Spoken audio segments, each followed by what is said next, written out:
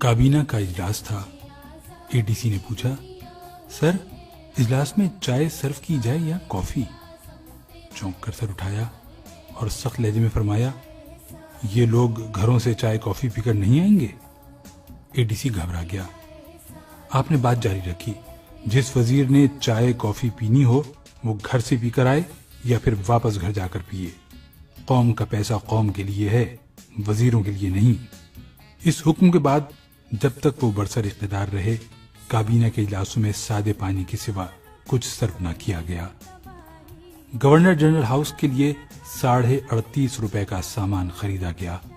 آپ نے حساب منگوا لیا۔ کچھ چیزیں محترمہ فاطمہ جناح نے منگوائی تھیں۔ حکم دیا یہ پیسے ان کے اکاؤنٹ سے کاٹے جائیں۔ 2-3 چیزیں ان کے ذاتی استعمال کے لیے تھیں۔ فرمایا یہ پیسے میرے اکاؤنٹ سے لے لیے جائیں۔ باقی چیزیں گورنر جنرل ہاؤس کے لیے تھیں۔ فرمایا ٹھیک ہے، یہ رقم سرکاری خزانے سے ادا کر دی جائے، لیکن آئندہ احتیاط کی جائے۔ برطانوی بادشاہ کا بھائی ڈیوک آف گلوسٹر پاکستان کے دورے پر آ رہا تھا۔ برطانوی سفیر نے درخواست کی، آپ اس سے ایئرپورٹ پر خوش آمدید کہہ دیں۔ ہنس کر کہا، میں تیار ہوں، لیکن جب میرا بھائی لندن جائے گا تو پھر برٹش کنگ کو بھی اس کے استقبال کے لیے ایئرپورٹ آنا پڑے گا۔ ایک روز ADC نے ایک وزٹنگ کارڈ سامنے رکھا۔ آپ نے کارڈ پھاڑ کر پھینک دیا اور فرمایا، اسے کہو آئندہ مجھے شکل نہ دکھائے۔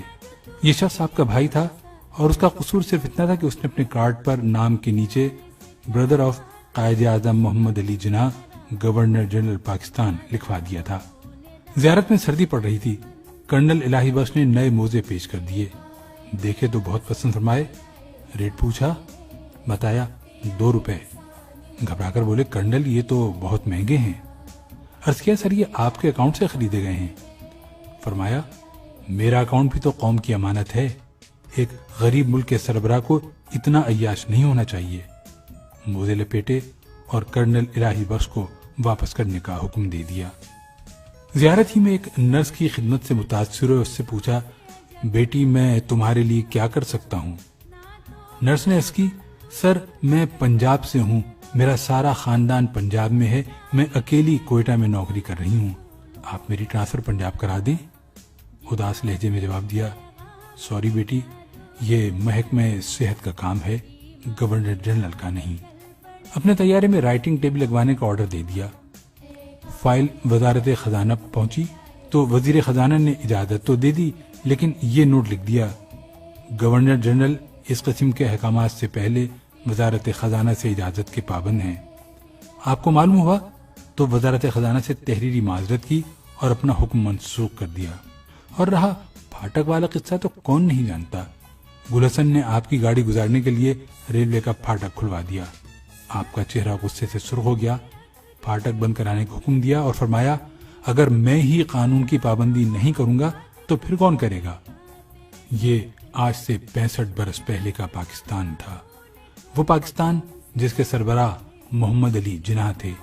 لیکن پھر ہم ترقی کرتے کرتے اس پاکستان میں آ گئے جس میں پھاٹک تو ایک طرف رہے، سربراہ مملکت کے آنے سے 1 گھنٹہ پہلے سڑکوں کے تمام سگنل بند کر دیے جاتے ہیں، دونوں طرف ٹریفک روک دی جاتی ہے، اور جب تک شاہی سواری نہیں گزرتی ٹریفک کھلتی ہے اور نہ ہی اشارے، جس میں سربراہ مملکت وزارت خزانہ کی اجازت کے بغیر جلسوں میں 50-50 کروڑ روپے کا اعلان کر دیتے ہیں۔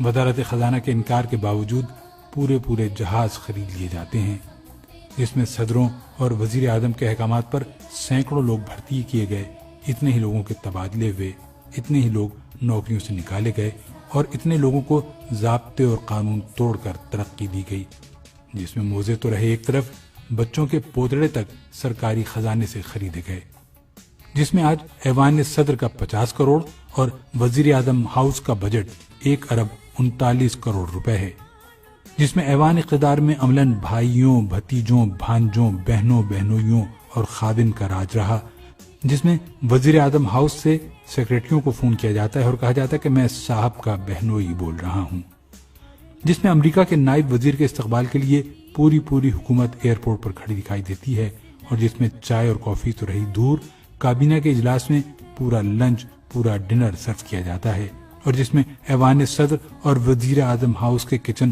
ہر سال کروڑوں روپے دھواں بنا دیتے ہیں۔ یہ پاکستان کی وہ ترقی یافتہ شکل ہے جس میں اس وقت 18 کروڑ غریب لوگ رہ رہے ہیں۔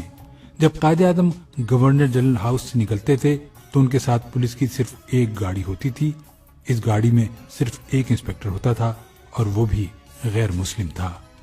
اور یہ وہ وقت تھا جب گاندھی قتل ہو چکے تھے اور قائد اعظم کی جان کو سخت خطرہ تھا۔ قائد اعظم اس خطرے کے باوجود سیکیورٹی کے بغیر روز کھلی ہوا میں سیر کرتے تھے، لیکن آج کے پاکستان میں سربراہ مملکت ماڈرن بلٹ پروف گاڑیوں، ماہر سیکیورٹی گارڈز اور انتہائی تربیت یافتہ کمانڈوز کے بغیر 10 کلومیٹر کا فاصلہ طے نہیں کر سکتے۔ ہم اس ملک میں مساوات رائج نہیں کر سکے، ہم اسے ایک خوددار، باوقار اور ایماندار قیادت بھی نہیں دے سکے۔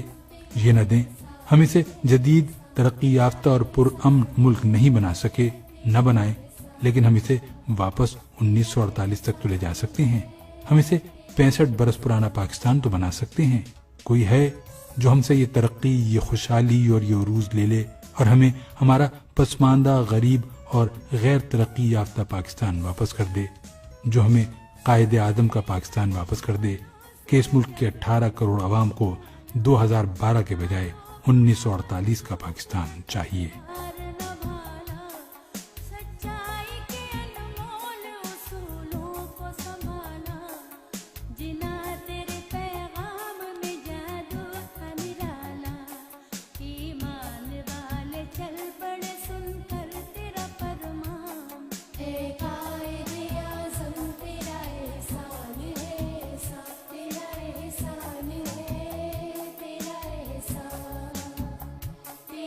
ایسا